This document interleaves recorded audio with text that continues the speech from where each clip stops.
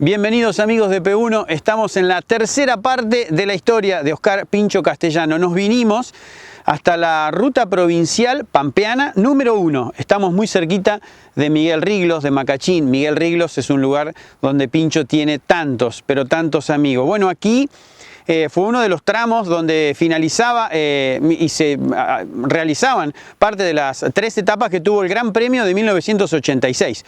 Aquel que iba ganando el Pato Morresi, el famoso Chimango que se mete en Quemú Quemú, el triunfo del Tolo Dumic y el campeonato de Oscar Angeletti. Bueno, lo que sucedió ahí para Castellano, la pérdida de ese título, significó un cambio en el trabajo total de la manera que iba a encarar las temporadas siguientes en el turismo carretera. Y vaya si el cambio surgió efecto. En este capítulo, en el tercero, aquí en P1, vamos a ver los 3 campeonatos de Castellano, los 2 primeros con Dodge y luego lo que inesperadamente se va a encontrar en sus manos con una corona que él tampoco esperaba, ¿no? Ese título con Ford. Va a ser clave la parte técnica de cómo Pincho realmente se siente un profesional a partir de ahora y va a haber una anécdota exquisita con Torcuato Emiliosi que lo marca con el paso del tiempo, luego buscando algunas cosas en su cabeza en Pincho. Lo va a buscar en esa anécdota con Torcuato, ¿no? Y la preparación de los motores. Siéntese, como siempre digo, disfrute este P1 de esta historia de vida más solicitada en la historia del programa. Tercera parte de Oscar Pincho Castellano en P1.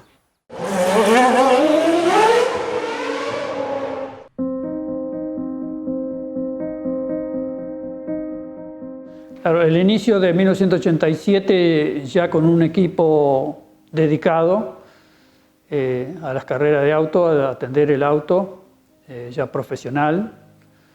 Entonces comenzamos en un circuito que me encantaba también manejarlo porque tenía una parte trasera muy veloz, que es el circuito de Santa Teresita. Así que empezamos el año ganando ahí con un auto bueno, muy bueno, que iba muy bien. Y fuimos desarrollando todo el año con una performance muy pareja, muy firme, y ahí sí logramos el campeonato.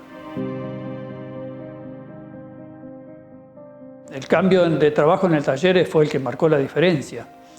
Al trabajar continuamente sobre el auto fuimos más eficientes, me dediqué a desarrollar ya mucho, trabajaba mucho en el motor, en el chasis, bueno, en todo. Ya ahí comenzamos a hacer muchos ensayos en ruta. Yo probaba acá sobre la ruta 227 a 4 o 5 kilómetros de mi taller, así que vivíamos probando ahí. Me iba cerca del mediodía para simular las condiciones de correr la final en un circuito X. Y ahí probaba y probaba y probaba. En la ruta, tirado en la banquina, cambiábamos leva, cambiábamos tapa de cilindro, múltiple, carburador. Todo en la banquina, hacíamos el trabajo ahí, desarmábamos el motor ahí, tirados ahí, y ahí cambiábamos. Porque no queríamos perder tiempo, variarme la condición de venir al taller y volver, ni hablar de un día para el otro. Así que trabajábamos en la banquina, ahí nos tirábamos a trabajar. Así que había logrado tantos kilómetros hice ahí probando, que habíamos logrado entender la condición atmosférica. Habíamos hecho una tabla de corrección en función a la temperatura que había, el viento que había, la humedad que había, cuánto nos podía variar en el tiempo. Y si nos estaba faltando X décima, bueno, pero a ver cómo está la corrección. ¿Pensamos con la corrección o no? ¿Entendés? Habíamos afinado todo el trabajo mucho y habíamos logrado una prestación del auto muy buena.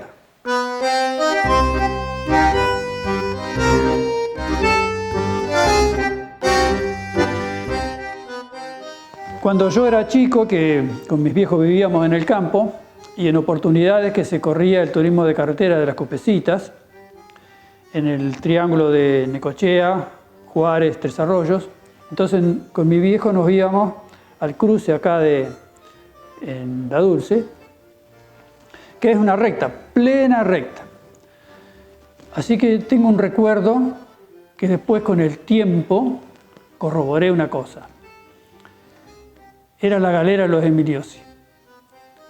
Así que estábamos ahí con toda la otra gente, ansiosos, mirando, porque lo primero que veías eran los aviones. Allá viene el avión, allá vienen los aviones, allá vienen los aviones. Así que venían los aviones apareció la galera de los Emiliosi que venía en punta y venías sintiendo el motor de a poquito, cada vez más, y sentías un ruido tremendamente armónico de los 8 cilindros. Era una sinfonía el motorcito como venía, ¿me entendés? Perfecto. Pasaba el auto y el ruido se convertía en un silbido como vibratorio, como ese las gomas. Esas gomitas chiquititas así venían colgadas al máximo de la tracción, ¿me entendés? Así que eran 2 ruidos que me impactaron. La perfección del motor, el silbido de las gomas cuando se iba el auto. Así que eso me impactó. Pasado el tiempo, estaba yo en TC, ya había ganado, ya era el Pincho. Voy a Olavarría una oportunidad a balancear un cardan, porque teníamos problemas con los cardan. Habíamos ido aumentando la potencia y los cardan enteros ya no soportaban. Recuerdo que con una largada de Tandil había 2 formas para solucionar el no torsionar el cardan, que era largar muy suave o largar brusco, que patinara y así bajar el torque que tuviera que entregar el cardan. En esa largada me quedé en el medio y se me salió de centro el cardan, así que tuve una vibración en la carrera, y la manera de minimizarlo era que cuando pusiera la 4ª velocidad, que ahí venía el máximo régimen para el cardan, acoplarla despacito para que el cardan no se me saliera de centro. Y ahí solucioné. Entonces me voy a Olavarría porque me había enterado de que había uno que tenía una buena máquina para balancear. Así que estaba yo ahí trabajando con el hombre que estaba balanceándome el cardan y no sé cómo se entera Tito Emiliosi que yo estaba ahí. Así que al rato aparece Tito. Ahí lo conozco yo, a Tito Emiliosi, ¿no? Y él obviamente me conoce a mí. Hablamos 4 palabras y nos dimos cuenta que hablábamos el mismo idioma, que teníamos las mismas pasiones, que teníamos las mismas formas, que teníamos los mismos conocimientos de la autocarrera, todo lo demás. Para mí era bellísimo hablar con Tito. Así que enseguidita empezamos a hablar de los motores, el llenado de los motores, las formas, los conductos y todo lo demás, porque nosotros hacíamos así en la galera, así. Caí en cuenta que ellos en aquella época habían entendido cuál era la forma de los conductos, los ventures y todo lo demás para hacer un llenado óptimo del motor, ¿entendés? Por eso la galera sonaba tan armónica, tan finita y tan bien. Vos fijate qué adelantado en el tiempo estuvieron ellos. Técnicos, mecánicos fantásticos.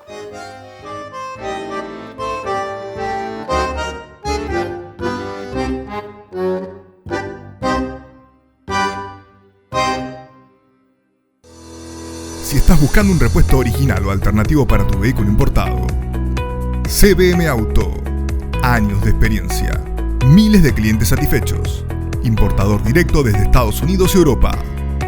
cbmauto.com. Yo, Norberto Fontana, te lo recomiendo.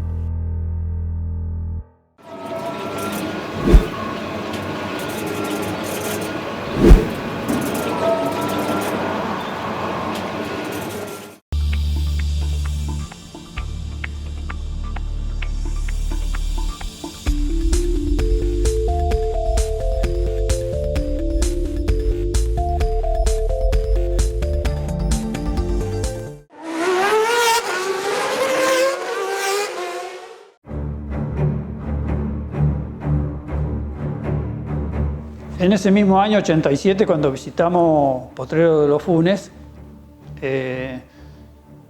yo había empezado a preocuparme con los autoblocantes que estábamos utilizando hasta en ese momento, que eran los Spicer a disco, y tenían una falencia que era una diferencia de prestación de bloqueo de diferencial de frío a caliente, y no eran todos los precisos que debían ser.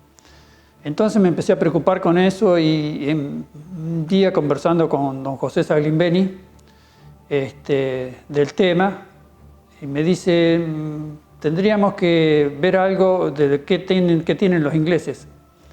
a ver si las Hewland pueden tener algo que nos pueda servir para nosotros. Así que bueno, nos pusimos a investigar y logré comprar un blocante, partes de un blocante que estaban utilizando ellos en las cajas de ellos, que era muy distinto a lo que estábamos usando nosotros acá y que era mucho más estable en el trabajo. Así que bueno, en ese momento teníamos problemas, no teníamos reciprocidad comercial con Inglaterra, así que tuve que hacer toda una vuelta, hacerlo despachar para Estados Unidos, de Estados Unidos para acá, las partes principales del blocante. Después de don José me construyó todo lo periférico para adaptarlo al portacorona nuestro. Así que alcancé a terminar todo ese movimiento mecánico previo a Potrero de los Funes. Entonces me voy a Potrero de los Funes con un amigo, Rodolfo Donofrio. Él tenía una casita rodante, así que nos fuimos paseando con las dos señoras y yo me llevé una cámara para filmar toda la vuelta del circuito, ¿entendés? Así que lo filmé toda la vuelta. Dimos unas cuantas vueltas con la casita y me vine de vuelta. Así que yo después ponía el video hasta que yo mismo me exigí de que ponía el video, lo avanzaba y lo paraba. Y yo tenía que saber en qué parte había parado la cinta como para yo reconocer el circuito, ¿me entendés? Hasta que lo logré a todo eso. Así que cuando me fui para allá, lo tenía memorizado perfecto, ¿me entendés? Ese era el simulador de la época. Así que salimos al circuito, me andaba muy bien el auto. El blocante que había instalado, que lo había terminado, era una maravilla, lo sentía que traccionaba el auto de 10, muy bien. Así que bueno, fue un problema para la categoría realmente, porque cada vez que la categoría salía a dar vuelta, algún accidente había. En Potrero de los Funes, estoy hablando del Potrero de los Funes de antes, no el de ahora, que era una rutita alrededor del lago. Era muy complejo. Era muy exigente, ¿me entendés? Para el piloto y para el auto, para los dos. Tenía que estar todo muy bien. Así que bueno, largamos la final, vamos con Roberto, por supuesto, siempre nos tocó, largábamos adelante.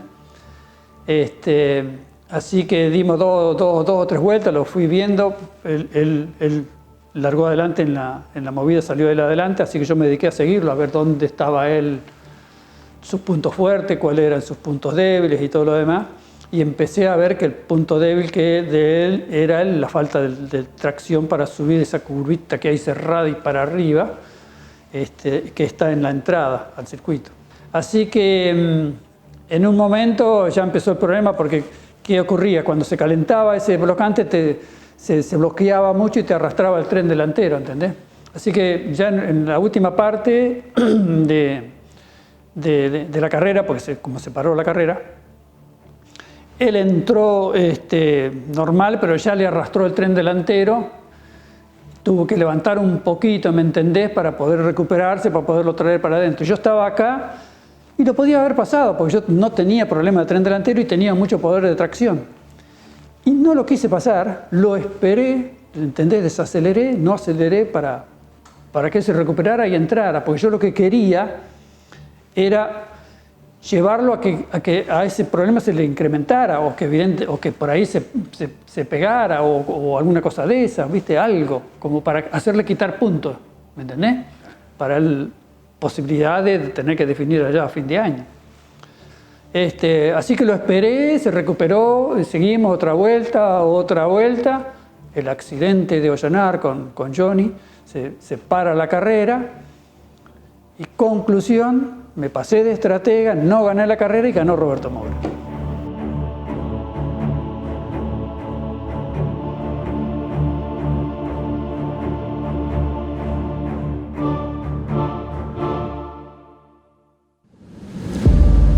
La producción no se puede detener. Las máquinas tampoco.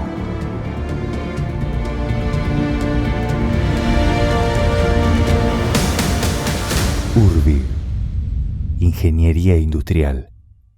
Con herramientas Lustov, potencia tus trabajos, en tu taller, en tu jardín o en tu casa. Lustov. Podrán imitarnos, jamás igualarnos.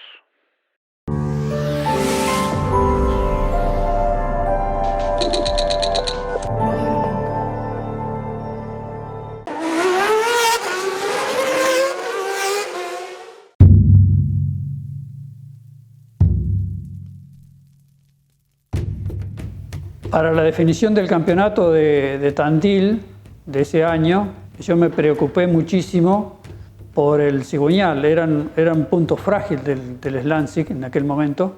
Se fisuraban, se rompían, te dejaban de a pie, era complejo. Yo a mitad de año armé un semiarmado, lo corrí una carrera, saqué el cigüeñal y me fui al INTI, en Buenos Aires, que era donde podía hacerle un estudio más importante que lo que podíamos hacer acá en la rectificadora, que era no más allá del Magnaflux. Entonces allá podían estar haciéndole ultrasonido, como para ver un poco más el interior. Así que me llevé el cigüeñal, lo dejé ahí como 15 días, lo voy a retirar, me dan el informe, estaba todo ok, no veían microfisuras, no veían fisuras internas, no veían nada, que estaba todo bien, a entender de ello, así que lo guardé ahí, y lo puse recién para esa última carrera, para estar seguro que esa pieza no me creara problemas.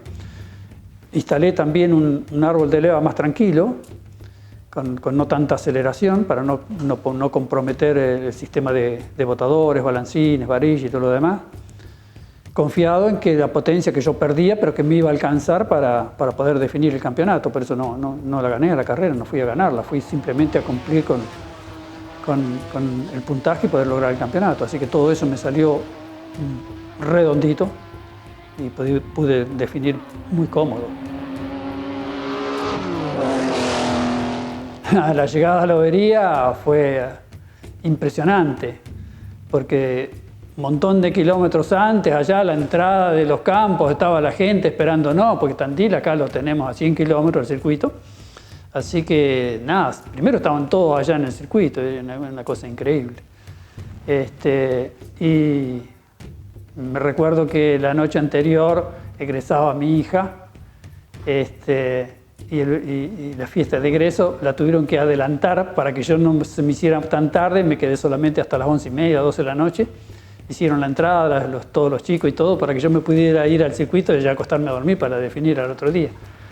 Así que mirá hasta dónde movíamos con el TC a la ciudad de Lobería. Y bueno, toda la gente, desde la entrada a los campos, todo en camioneta, los sulques, a caballo, de todo. Hasta que llegamos a Lobería, primero que aparecieron fueron un par de avioncitos, el PA-11, donde yo había, el PA-11 era la característica del avión, el PA-11 donde yo había aprendido a volar. En ese avión estaban compañeros míos de aquel momento volando en el avión, otros fumigadores por arriba nuestro, en la casa rodante, la gente, los bomberos, todo.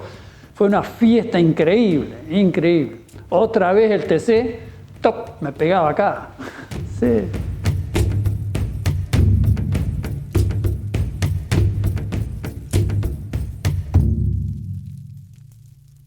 Si visitas Miami, no extrañes lo que dejas por unos días. Visita Las Acacias, el gourmet argentino. Productos argentinos y regionales. Las Acacias, un punto de encuentro en Doral. Encontranos en la 8200 Northwest y la 14 Street.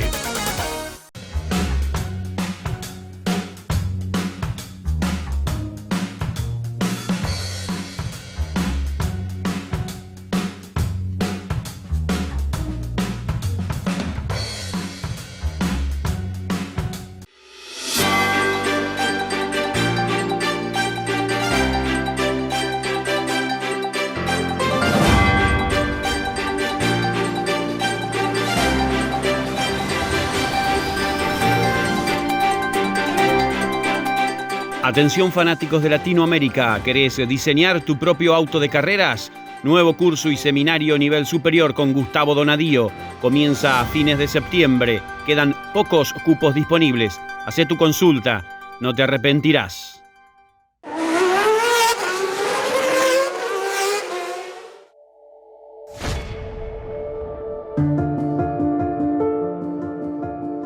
El año 88 decidí hacer un auto nuevo, porque para mí era premisa tener siempre un buen medio mecánico. Así que decidí vender ese auto y hacerme otro auto nuevo. Ya entendiendo más de Dodge, de las necesidades, así que hice un auto excelente, un auto buenísimo. Ganar el campeonato del 88 fue relativamente fácil técnicamente, muy difícil de lo político. Fue realmente pesadísimo, tuve que luchar mucho contra todo, porque ¿qué ocurre? Vos ganás el primer campeonato y te felicitan todos.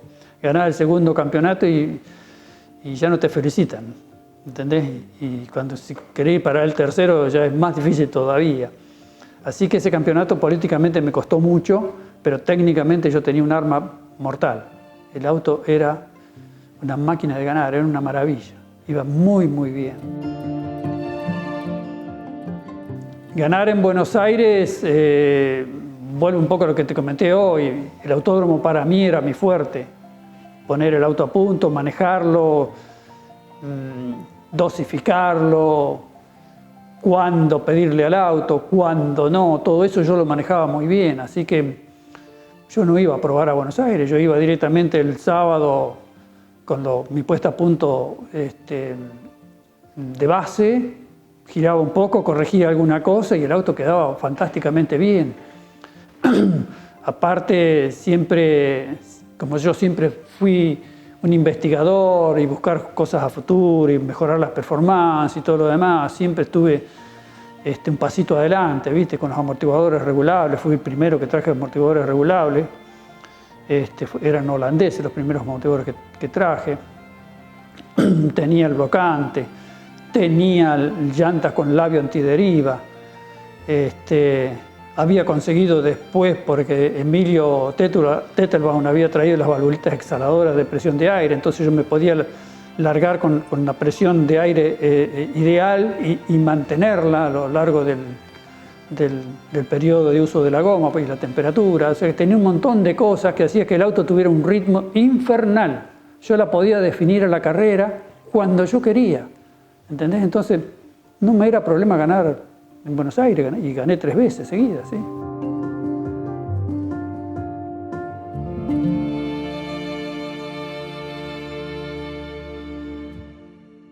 Finalizando el campeonato con Dodge, estábamos en una reunión de la CTC tratando el tema de reglamentos y demás. Así que recuerdo que estaba yo acá, a mi derecha estaba Ollanar y acá a mi izquierda estaba el Pupi Angeletti. Y el Pupi Angeletti siempre andaba con un maletín así, siempre. Vos lo veías, el Pupi siempre andaba con un maletín así. Siempre. Así que tenía el maletín puesto ahí, arriba del escritorio. Y estábamos hablando así del reglamento y todo lo demás, y Ollanar se quejaba mucho del reglamento y de Dodge y de todo lo demás. Y una de esas el Pupi Angeletti dice, pero escuchame una cosa, Vasco. ¿El problema cuál es? ¿Es el reglamento, es Dodge o es Castellano? Y el Vasco medio no supo qué decir. Entonces vamos a buscar la solución, dice Angeletti. Abre el maletín y saca un revólver, se lo da a Ollanar. Tomá, pegar un tiro a Castellano y se termina el problema de Dodge. Yo me quedé planchado, ¿viste? Bueno, pasó la situación, después risa, ja. Así que bueno, termina ese año, gano el campeonato y yo me paso a Ford y bueno, cuando yo veo que estaba usando Ford me doy cuenta que estaban muy atrasados. No era una cuestión reglamentaria, era una cuestión de que no habían avanzado en función a lo que había avanzado las otras marcas.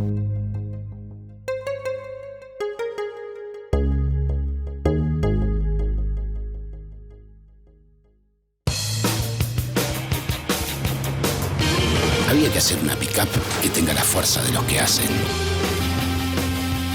Nueva Renault Alaskan, hecha para los que hacen.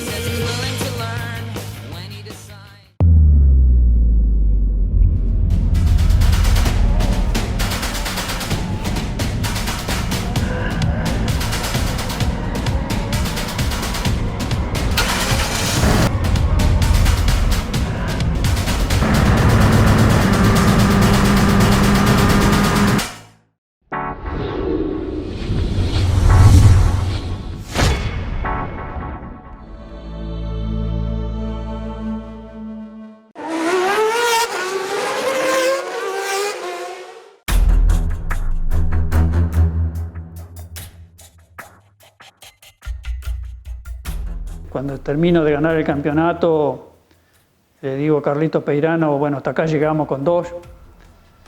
si queremos seguir aspirando a ganar campeonato tenemos que cambiar de marca. Así que decidí vender el auto, se lo vendí a Lalo Ramos y me fui a comprar el auto de Eduardo Marcos, un auto que había construido Edgardo Fernández, estaba aquí en Tres Arroyos. Así que bueno, compré ese auto y bueno, me lo traje al taller y la sorpresa cuando empiezo a desarmar el motor y empezar a ver bien el auto por todos lados. Bueno, tuve que trabajar como un loco ese verano. Al motor te digo, mirá, al motor le quedó el cigüeñal, las bielas y el block. El resto tuve que hacerlo todo. Desde el árbol de leva, la tapa de cilindro, agarré con una tapa de cilindro nueva, el múltiple, el carburador, todo tuve que hacer. Ni el tanque de aceite servía, me recuerdo. Así que hice un motor teórico de lo que yo creía que tenía que ser Ford. Le hice el árbol de leva especial para el Ford, le hice todo. De lo que yo entendía que tenía que ser. El auto para el inicio le reformé pocas cosas, no mucho. Al correr del año sí lo fui modificando muchísimo, pero para el inicio no tanto. Así que me recuerdo, salimos a probarlo un viernes temprano, salimos a la ruta acá. Había una garúa, había caído, así que estaba el asfalto un poco mojado en partes. Ahí lo saqué a rodar al Ford por primera vez. Quería probarlo porque yo me tenía que ir enseguidita para Buenos Aires, tomar aviones e irme para Córdoba porque tenía que ir a correr el desafío de los valientes, que estaba invitado allá. Así que por eso apuré todo como para poderlo rodar y probar un poquito ahí antes de irme, así un poco la apurada. Llegué a terminarlo ahí porque tuve la suerte de que se había suspendido la carrera, el inicio del campeonato, una semana se pospuso, si no yo no hubiese iniciado el campeonato porque no tenía auto. Esa semana me dio el tiempo de llegar para ese sábado a la mañana, justo terminado. Y salimos a la ruta a probar y ya teníamos los cálculos hechos que con esta multiplicación teníamos que llegar a este régimen para ya estar en performance parecida al Dodge y el tiempo, ¿no? Así que hicimos todos esos calculitos, fuimos, probé, andaba igual o mejor que el Dodge, ¿entendés? En los tiempos, las vueltas, todo estaba todo bien. Listo, esto está buenísimo, listo, vuelta para acá, guardé el auto ahí, los chicos quedaron terminando otros trabajos que faltaban todavía. Me fui a Buenos Aires, tomé avión, Córdoba, hice el desafío de los valientes, volví para La Plata, o sea, para Buenos Aires, me fueron a buscar al aeródromo, domingo a la mañana, el autódromo semipermanente de La Plata, largo la serie, iba perfecto el auto, ¿entendés? Iba perfecto. Largo la final, perfecto. Así que bien, iba bien. Empezó a ganarme de a poquito Emilio Satriano. Había largado una fila atrás mía y lo empecé a ver y se viene. No tengo más que esto. Y sí, vino, me pasó Emilio, cometió el error de pasarme, no me tendría que haber pasado. Me pasó, entonces yo me quedé atrás de él, aprovechando el aire de él, entonces yo empecé a viajar con él. Mejoraba en mi performance, mejoraba sobre los demás, pero con él nada, ya tenía la fila perdida, así que nada, iba ahí, listo, esperando que terminara la carrera. Emilio tiene la mala suerte de cortar un palier en el tránsito así de una chicana, así que quedé yo ahí. Gané con Ford, increíble. Heredé la carrera así, claro, me ganaba Emilio, pero bueno, yo estaba ahí. Y esa fue la carrera que me dio la posibilidad de ganar el campeonato. Después de eso trabajé mucho, renegué mucho, pero bueno, el auto juntó puntos y logré el campeonato con Ford. De pronto no gané otra carrera, pero estábamos siempre ahí y puntuando bien y llegando, así que la suma de puntos me dio el campeonato.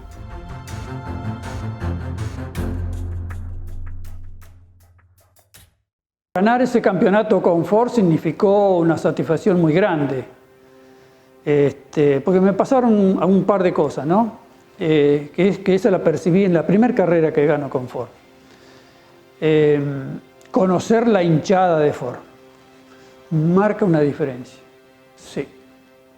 Vos sabés que me recuerdo que en la curva 1-2, en la curva 2, que en Horquillita volviendo para atrás, ahí en La Plata, estaba la banquina, agua verde, yo la veía verde al agua podrida, y después estaba toda la gente allá, ¿no? Y había un tipo que cada vez que salíamos ahí, yo lo veía, porque salíamos acelerando en primera despacio, yo lo veía que saludaba y agitaba una bandera de Ford y dale, y saltaba y dale, y saltaba. Cuando vengo ya para transitar y pasar la última pasada, el tipo viene pasando con el agua acá hasta cerca de la cintura, entre ese agua verde podrida, y se vino hasta la banquina a sacudir la bandera de Ford. Ahí empecé a entender el hincha de Ford. Llego, termino, y entre todo esa maraña de gente que había aparecido, que era increíble, uno bastante pasadito de vino, se acerca así, ¡oh! Pensar que el año pasado te puteábamos y ahora te aplaudo, loco, ¡viva Ford! Ah, esto es Ford. Así que ahí entendí otra faceta de la categoría, que son los hinchas de las marcas. Es increíble. Así que bueno, técnicamente para mí fue una satisfacción haber logrado un campeonato más con una marca distinta, ¿no? Y una marca que venía medio complicada en su rendimiento técnico.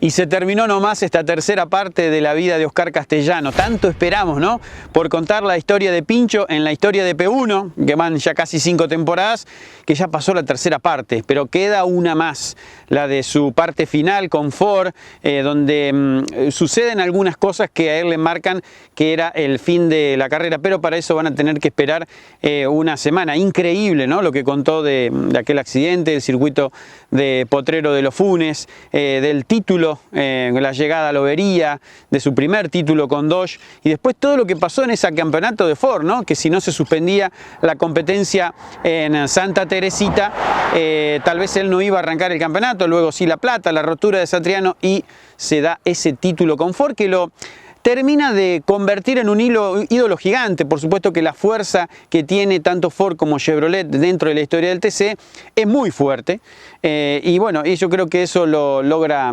hacer una figura totalmente más completa a Oscar Castellano con esos 3 campeonatos, pero especialmente con ese del óvalo, con una de las 2 hinchadas más grandes que tiene el turismo carretera. Bueno, prepárese para el 4º capítulo. Muchas gracias por suscribirse. Estamos muy cerquita de las 5 millones de visualizaciones en YouTube, en P1, quedan pocas semanitas para eso, ya camino a los 30.000 suscriptores, y por supuesto agradecer a todas las palabras de aliento que llegan. Hay mucha gente que siente que los entrevistados cuentan algunas cosas diferentes en las historias de P1, se genera un buen clima que le debo confesar que hasta nosotros mismos con Diego nos sorprende el clima que se genera y por el cual, por ejemplo, Castellano terminó contando cosas que nosotros ni siquiera sabíamos. Así que a esperar el miércoles que viene con la 4ª parte de Oscar Castellano y su vida en P1. Muchas gracias.